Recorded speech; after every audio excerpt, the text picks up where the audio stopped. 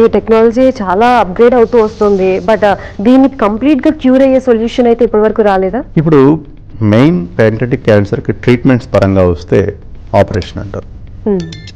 Operation చేసే స్టేజ్లో ఉన్నప్పుడు ఈ చేసే ఆపరేషన్స్ని మనం విపుల్స్ ఆపరేషన్ అంటాం అన్నమాట. ప్యాంక్రియాస్లో ఒక 3 భాగాలు ఉంటాయి, హెడ్, బాడీ, టెయిల్ అంటారు, మధ్యలో నెక్ అని కూడా అంటారు. సో హెడ్లో ఉన్న గడ్డలకి, ప్యాంక్రియాటిక్ సంబంధించిన గడ్డలకు చేసే ఆపరేషన్ని మనం విపుల్స్ ఆపరేషన్ అంటాం. ఈ ఆపరేషన్ ఇదివరకు ఓపెన్ పద్ధతిలో, కోత పద్ధతిలో పెద్ద ఇన్సిషన్స్ ఎక్కువగా ఇచ్చి చేసేవారు.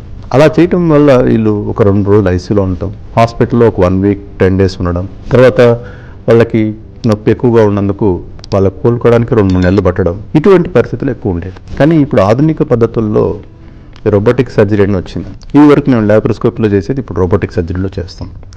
దీనివల్ల వీళ్ళకి మెరుగైన ఫలితాలు అనేవి ఎక్కువ ఉంటున్నాయి. రోబోటిక్ పరికరం ద్వారా చేయటం వల్ల మనం వేసే సూచర్స్, కుట్లు అంటారు అన్నమాట, అవి కరెక్ట్గా రావటం వల్ల ఆపరేషన్ తర్వాత వచ్చే లీక్స్ కానీ కాంప్లికేషన్స్ కానీ తక్కువగా ఉంటున్నాయి.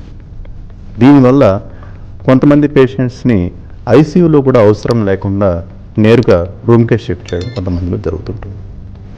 హాస్పిటల్ స్టే కూడా ఓపెన్ సర్జరీతో పోలిస్తే చాలా తక్కువగా ఉంటుంది. దీనివల్ల వచ్చే ఇన్ఫెక్షన్స్ కానీ, అన్యేతర కాంప్లికేషన్స్, లంగ్కి సంబంధించిన కాంప్లికేషన్స్ కానీ ఇవన్నీ తక్కువగా ఉంటాయి.